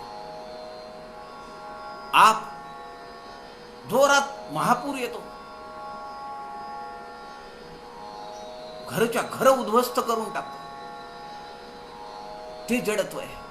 आणि पृथ्वीचं जडत्व तर आपल्याला माहितीच आहे. पृथ्वीवर आपला वास असेल तरच याचं जडत्व आपल्या लक्षात येऊ शकतं. या तीन म्हणण्यापेक्षा पृथ्वीवर जर आपण आहोत, आप आणि तेज, याचा जर अनुभव घ्यायचा असेल, याची जर प्रचिती घ्यायची असेल, तर त्याला आपल्याला पृथ्वीवरच निवास केला पाहिजे, पृथ्वीवर वास केला पाहिजे. अंतरात्मा तत्वबीज ते वेगळेच राहिले श्रीराम वायूपासून पहिलीकडे. आता वायू जो आहे, वायूच्या अलीकडे ही सगळी जड आहेत. आणि वायू आणि अवकाश किंवा आकाश हे अत्यंत विरल आहेत. जडत्व कितीतरी कमी आहे त्यात, नसल्यासारखं आहे ना. जेव्हा सोसाट्याचा वारा येतो, उन्मळून वृक्ष पडतात. आपण बघितलं महिना 2 महिन्याखाली, महिन्याभराखाली काय वारं सुटलं होतं. नैसर्गिक चक्रीवादळ. महिनाभर कोकण भागामध्ये वीज नव्हती, खेड्यापाड्यांवर महिनाभर लाईट नव्हते. वायूपासून पहिलीकडे सूक्ष्म रूप वाढलंय आणि अलीकडे स्थूळ रूप वाढलेलं आहे. वायूपासून स्थूळत्व वाढत गेलेलं आहे. वायूपेक्षा जास्त आप आहे, आपापेक्षा जास्त पृथ्वी आहे. 1 किलो माती घ्यायची आहे, त्यात 1 किलो तेल बसेल का? नाही बसत. आपल्याला माहिती आहे 1 किलो म्हणजे 992 मिलीलिटर तेल हे आपात आहे. वायू किती होईल? हवा भरली आहे टायर मध्ये, पर सेंटीमीटर स्क्वेअर त्याचं प्रेशर किती आहे ते मीटर दाखवतं का नाही आपल्याला? किती भरावी लागते हवा? वायूपासून पहिलीकडे, वायूच्या पुढे वायू आणि आकाश. जो कोणी विवेके पवाडे, जवळीचा आत्मा सापडे, तया पुरुषाशी श्रीराम. समर्थ इथं ऊर्ध्व गती सांगताय. अधोर्ध्व निरूपण आपण वाचलंय का नाही, अभ्यास केलाय का नाही? अध म्हणजे वरून खाली, सूक्ष्मातून स्थूलाकडे. समर्थ आमचा प्रवास कसा असावा म्हणता? श्रवण, मनन, निधिध्यास, आत्मसाक्षात्कार होण्यासाठी आमचा प्रवास कसा असला पाहिजे? स्थूलातून सूक्ष्माकडे, त्याच्या पलीकडे जा म्हणतायत समर्थ. वायुमंडळाच्या पलीकडे, आकाशाच्या पलीकडे, ब्रह्मांड भेदून पैलाड, भावे अकलेहून जाड. समर्थ म्हणतात जावे ब्रह्मांडाच्या पैलाड जावा. वायूपासून पहिलीकडे जो कोणी विवेके पवाडे, जवळीच आत्मा सापडे. मग त्याला काय आहे? ते जे आत्मतत्व आहे ते त्याला पटकन जवळच सापडेल. फार लांब जायची गरज नाही, त्याच्या जवळच आहे. पण ते तिथं आहे. तिथं जाण्यासाठी आपला प्रवास असा आपला असला पाहिजे. वायू आकाश गुणमाया, प्रकृती पुरुष मूळ माया, सूक्ष्म रूपे प्रचित येया, कठीण आहे श्रीराम. जेवढं तुम्ही सूक्ष्माकडे जाल त्याची प्रचिती एवढी पटकन नाहीये. स्थूल तुम्हाला अनुभव येतो. भले तुम्ही डोळे बंद करा, तुमच्या हातावर काहीतरी ठेवलं का तुम्हाला जाणवतं का नाही? मग तुमच्या हातावर हवा नाहीये का? पण ती जाणवते का? जेव्हा झोका येतो हवेचा, झुळूक येते, तेव्हा जाणवतं. समर्थ म्हणतात जसजसं तुम्ही सूक्ष्माकडे जाल तसतसं तुमची जाणीव व्यापक होते पण तुम्हाला जाणवणं कमी होतं, जाणीव व्यापक होते. माया देवीच्या धांदली सूक्ष्मी कोण मन घाली, समजला त्याची तुटली संदेह वृत्ती. श्रीराम फार अत्यंत गोड ओवी आहे, अर्थपूर्ण ओवी आहे. समर्थ म्हणतात माया देवीच्या धांदली. अरे ही जी माया आहे ना, हे सगळं भ्रमिष्ट करणारं जग आहे. हा जो गलबला आहे, हा जो गोंधळ आहे, माया देवीचा गोंधळ, की जी परब्रह्माच्या अधिष्ठानावरची सगळी शक्ती कार्यरत आहे. अनेक प्रसंग निर्माण केले, अनेक व्यक्ती, अनेक वस्तू, अनेक मोह निर्माण केले. त्या माया देवीच्या धांदली, धांदली म्हणजे गडबडी, गोंधळ, गलबला. गोंधळात काही सापडतं का मला तुम्ही सांगा? आपल्याकडे एखादं कार्य होऊ द्या, 4 लोक आलेली असतात, एक वस्तू जागेवर सापडते, पुन्हा शोधावं लागतं आपल्याला. ती गडबड झालेली असते, धांदल झालेली असते, गलबला झालेला असतो. सूक्ष्मी कोण मन घाली, समर्थांचा प्रश्न आहे. सूक्ष्मात कोण जातोय? सगळे इथंच भूलभुलैयात अडकलेले आहेत. समजला त्याची तुटली संदेहवृत्ती. पण ज्याला हे समजलंय त्याच्या मनात कुठेही विकल्प नाहीये, कुठेही शंका नाही, कुठेही संशय नाही. मूळ माया चौथा देह, झाला पाहिजे विदेह, देहातीत होऊन राहे धन्य तो साधू. श्रीराम मूळ माया चौथा देह. आता या ठिकाणी पिंडाचे 4 देह, ब्रह्मांडाचे 4 देह, याचा आपल्याला विचार आला पाहिजे. ते पुढे आहे विस्ताराने घेतलेलं, पण आता त्याचा सहज जाता जाता उल्लेख केला पाहिजे ना. मूळ माया चौथा देह. मूळ माया हे किंवा ते जे अहंस्फुरण आहे, एकोहम बहुश्याम, माझ्यासारखे अनेक झाले पाहिजे, हा ब्रह्मांडाचा चौथा देह आहे. ब्रह्मांडाचा, ब्रह्मांडाचे देह कुठले आहेत? विराट, हिरण्यगर्भ, अव्याकृत आणि मूळ माया. पिंडाचे 4 देह कुठले आहेत? स्थूळ, सूक्ष्म, कारण, महाकारण. समर्थ म्हणतात मूळ माया चौथा देह, झाला पाहिजे विदेह. ती सगळी जाणीव संपली पाहिजे, विदेहावस्थेत तो गेला पाहिजे. देहातीत होऊन आहे धन्य तो साधू. देह आहे पण तो देहातीत होऊन राहतोय. तो मेलाय का? त्यांनी देह सोडलाय का? अनेक संत महानुभाव देहात असताना सुद्धा विदेही म्हणून राहिले. किती उदाहरण आहेत, सगळी उदाहरण आहेत. नामदेव महाराज आहेत, माऊली आहेत, समर्थ स्वतः आहेत. विदेह अवस्थेत किती दिवस राहिले? धन्य तो साधू. समर्थ म्हणतात या पिंड आणि ब्रह्मांड, पिंड म्हणजे माझ्या शरीरातले, ब्रह्मांड म्हणजे या चराचरातले माझे 4 आणि या ब्रह्मांडाचे 4 देह सोडून जो पलीकडे जातो, की जे आपल्याला मागच्या ओवीमध्ये समर्थ म्हणतात की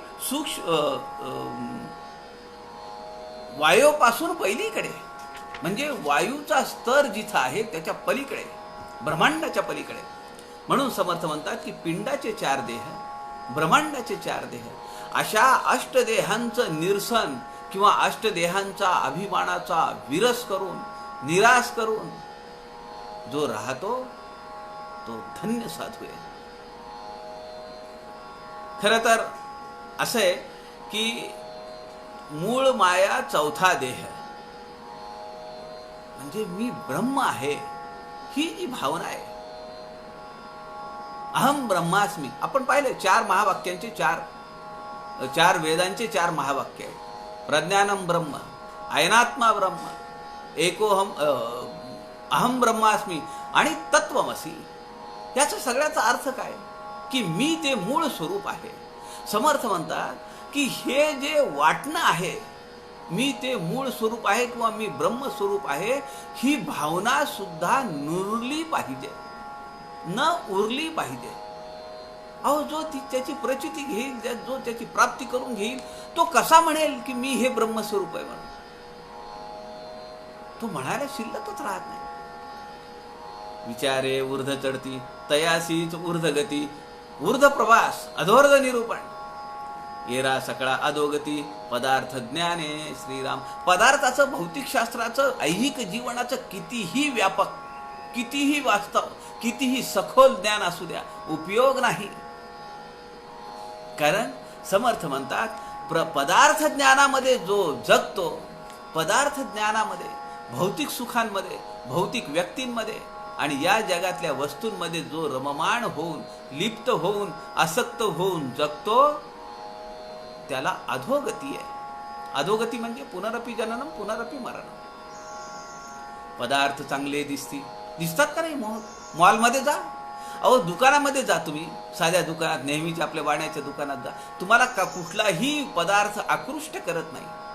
तुम्ही जी घरून यादी नेलेली असते तेवढी यादी पिशव्यात टाकताना घेऊन येता. पण तेच जर तुम्ही मॉलमध्ये गेला तर तिथून 1-2 पिशव्या घ्याव्या लागतात, कारण सामानच एवढं घेतलंय.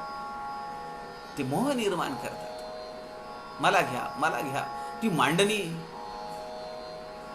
त्याचं प्रेझेंटेशन. पदार्थ चांगले दिसती परिते सवेची नासती, अतो भ्रष्ट ततो भ्रष्ट होती, लोक तेणे श्रीराम. इकडे भ्रष्ट तिकडे भ्रष्ट. प्रपंच नीट धड होत नाही, परमार्थ धड होत नाही. जे या दृश्य विश्वामध्ये रमतात, अडकून पडतात, सूक्ष्म विषयाचा अभ्यास करत नाहीत, अध्यात्म ग्रंथांचं श्रवण करत नाहीत, आत्मज्ञानाची ओढ नाहीये, अशी सगळी मंडळी समर्थ सांगतायत की ते इथल्या पदार्थांमध्येच रमले, इथल्या वस्तू आणि व्यक्तींमध्येच अडकून पडले. त्यामुळे त्यांचं प्रपंचही धड होत नाही आणि त्यांचा परमार्थही धड होत नाही. या कारणे पदार्थ ज्ञान नाना जिन्सीचा अनुमान, सर्व सांडून निरंजन धुंडीत जावे श्रीराम. त्या निरंजनाला धुंडीत राहावं, त्याचा शोध घेतला पाहिजे. म्हणून समर्थ म्हणतात माझी उपासना निरंजना पहिल्याड घाली. म्हणून आम्हाला उपासना केली पाहिजे आणि ती उपासना विश्वपाळीती झाली पाहिजे. ती आमच्या रामाची उपासना केली पाहिजे, कारण तो देवांचा सोडविता देव आहे. रोज आम्ही रामरक्षा म्हणली पाहिजे, रोज भीमरूपी म्हणलं पाहिजे, रोज एक माळ घेतली पाहिजे. आणि आपल्याला एक माळ जास्त घ्यायची आहे रोज. आता आपलं प्रभू श्रीरामाचं मंदिर लवकरात लवकर पूर्ण व्हावं आणि आपण मोठ्या बसेस करून, 1-2 नव्हे 3-4 बसेस करून आपण अयोध्येला जावं, तिथं राहावं, रामाचं सगुण रूप आपल्या डोळ्यात, आपल्या अंतःकरणात भरून घ्यावं. त्यासाठी उपासना केली पाहिजे. ती उपासना आपल्याला निरंजनाच्या पलीकडे घालवू शकते, घालवतेच, असं समर्थांनी आपल्याला शब्द दिलेला आहे. समर्थ म्हणजे सांगणोवांगणीचं बोलत नाहीत, आत्मविश्वासाने सांगतायत. उपासनेचा समर्थांनी रामाची शपथ घेतलेली आहे. माझे उपासनेचा बडीवार, समर्थ म्हणतात का नाही? शपथ घेऊन सांगतो माझ्या उपासनेची आण आहे. मग त्याला खोटं म्हणायचं का? आपण निरंजनाच्या पलीकडे जायचं असेल, त्याची गाठ भेट घ्यायची असेल, तर आपल्याला सूक्ष्म ग्रंथाचा, सूक्ष्म तत्वज्ञानाचा, अद्वैत ग्रंथात सांगितलेला विचार श्रवण करावा लागेल. मूळ मायेचे शेवटी हरी संकल्प मुळी उठी, उपासना योगे मिठी तेथे घातली पाहिजे श्रीराम. मूळ मायेच्या शेवटी, मूळ मायेच्या शेवटी हरी संकल्प मुळी उठी. काय हरी संकल्प आहे? तो मुळामध्ये उठतो. काय संकल्प आहे व हरीचा? एकोहम बहुश्याम. माझ्यासारखे अनेक झाले पाहिजेत. म्हणजे प्रजावळ निर्माण करायची आहे का मुसलमानांसारखे? तसं नव्हे. समर्थांच्या वाङ्मयाचा अभ्यास करणारे माझ्यासारखे अनेक तयार झाले पाहिजेत. चॅरिटी बिगिन्स ॲट होम असं एक वाक्य आहे का नाही इंग्रजीमध्ये? Charity begins at home. आमच्या घरापासून ही सुरुवात झाली पाहिजे. आमच्या सौ सुषमा काळे आहेत या व्यासपीठावर. अहो बघा काय म्हणजे एकोहम बहुश्याम हे त्यांनी कधीच ऐकलेलं आहे. 3 बहिणी सख्या. दासबोधाचा कित्येक वर्षांपासून अभ्यास करतायत.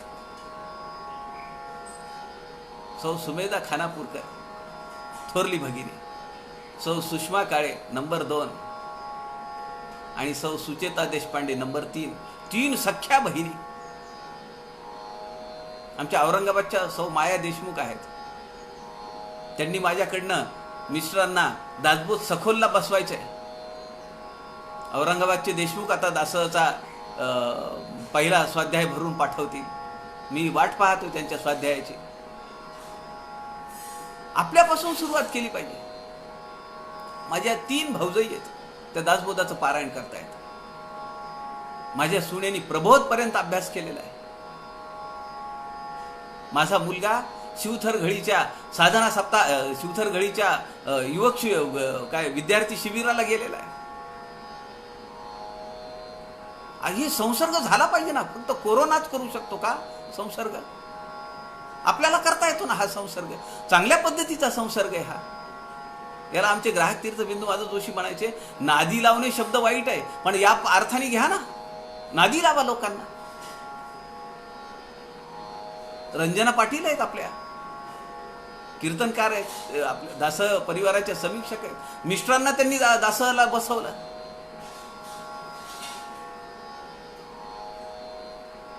उस्मानाबादच्या समीक्षक आहेत मेधा कुलकर्णी. त्यांनी आपल्या भाऊजाईला या अभ्यासात आणलं, आपल्या जावेला अभ्यासात आणलं. Charity begins at home. आपल्या घरापासून सुरुवात केली पाहिजे. मंगला बोरसे आहेत समीक्षक डहाणूच्या, त्यांनी आपल्या मिस्टरांना आणलं. असा संसर्ग वाढवला पाहिजे ना आपण. समर्थ म्हणतात, मूळ मायेचे शेवटी हरी संकल्प मुळी उठी. हा जो एकोहम बहुश्याम हा जो संकल्प आहे, माझ्यासारखे अनेक झाले पाहिजे, अनेक दासबोध अभ्यास मंडळ निघाली पाहिजे. हा संकल्प आपल्या अंतःकरणात उठला पाहिजे. तर अद्वैत ग्रंथाचं श्रवण मनन निधिध्यास केलाय हे वाटेल लोकांना, समर्थांना पटेल.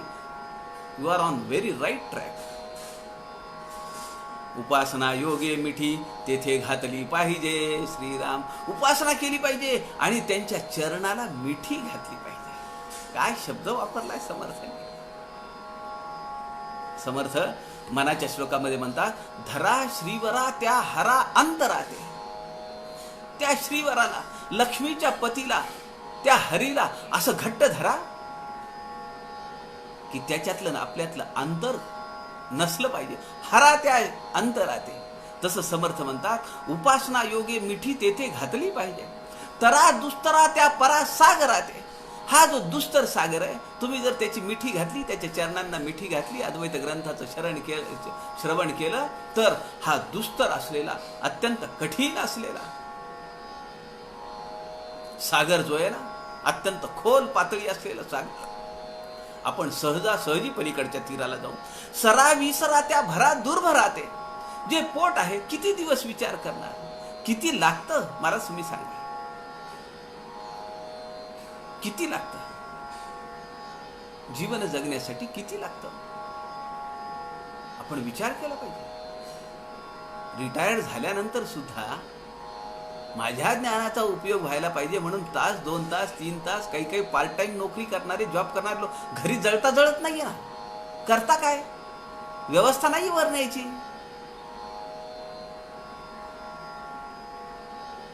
सरावी सरा त्या भरा दुर्भराते. तिकडे दुर्लक्ष करा. पोटाला 4 घास लागतात ना, ते कुठूनही मिळतील, कसेही मिळतील, काही अडचण नाही. करा नी करा त्या खरा मत सराते. एवढा आमचा अभ्यास झालाय, एवढा आम्हाला ज्ञान आहे, एवढ्या परीक्षा दिल्यात. हा जो अहंकार आहे ना, हा मत्सर आहे, हा गाढव आहे. त्याला दूर करा, त्याला आपल्या अंतःकरणात येऊ देऊ नका. मग त्या पलीकडे जाणं. निखळ ब्रह्म निर्गुण, निर्मळ निश्चळ त्याची खूण, गगना सारिखी. श्रीराम गगन जसं आहे त्याच्यासारखं ते तुला दिसेल. समर्थ श्रवण मनन निधिध्यास झाला. आत्मसाक्षात्काराची पायरी सांगता येतात आपल्याला.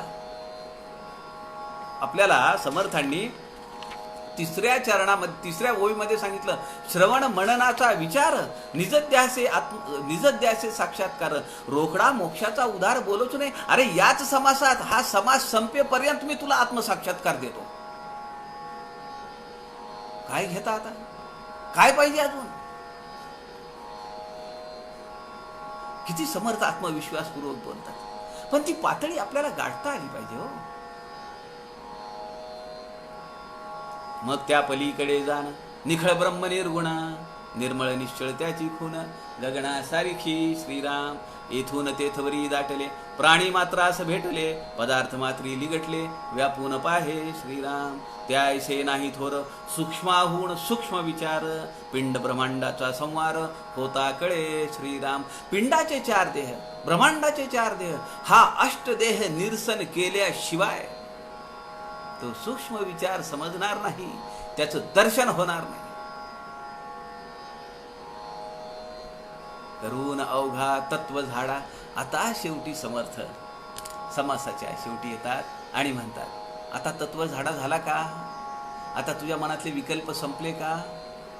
पिंडातले 4 देह, ब्रह्मांडातले 4 देह, 8 देह सोडले, त्या ब्रह्मस्वरूपाची प्राप्ती झाली आणि आता मला ब्रह्मस्वरूप मी प्राप्त झालो आहे असं म्हणायला सुद्धा तू शिल्लक उरला नाही पाहिजेस. तर खऱ्या अर्थाने तत्व निराश आणि तत्व झाडा असं झाला समज. आता झाला का तत्व झाडा? समर्थ शेवटी सांगताय, करून अवघा तत्व झाडा, सारा साराचा निवाडा, सावधपणे ग्रंथ सोडा, सुखे नैव श्रीराम. हरकत नाही, आता तुम्ही जर ग्रंथ काढलेला असेल तर तो सावधपणे, हळुवारपणे, खुशालपणे ग्रंथ बंद करा, बाजूला ठेवा. कारण उद्या दुपारी 2 वाजता पुन्हा आपल्याला ग्रंथ उघडायचा आहे. पण थांबा, ऐका, घाई करू नका. उद्या सुद्धा ग्रंथ सोडण्यासाठी घाई करू नका. दुपारी 2 वाजता आपण पुनश्च आपल्या ग्रंथराज दासबोधातल्या समासांचा अभ्यास करण्यासाठी, चिंतन करण्यासाठी जमूया. आपल्या सगळ्यांच्या हृदयस्थ परमेश्वरास नमस्कार करतो. झालेली सेवा समर्थांच्या चरणी अर्पण करतो. जय जय रघुवीर समर्थ.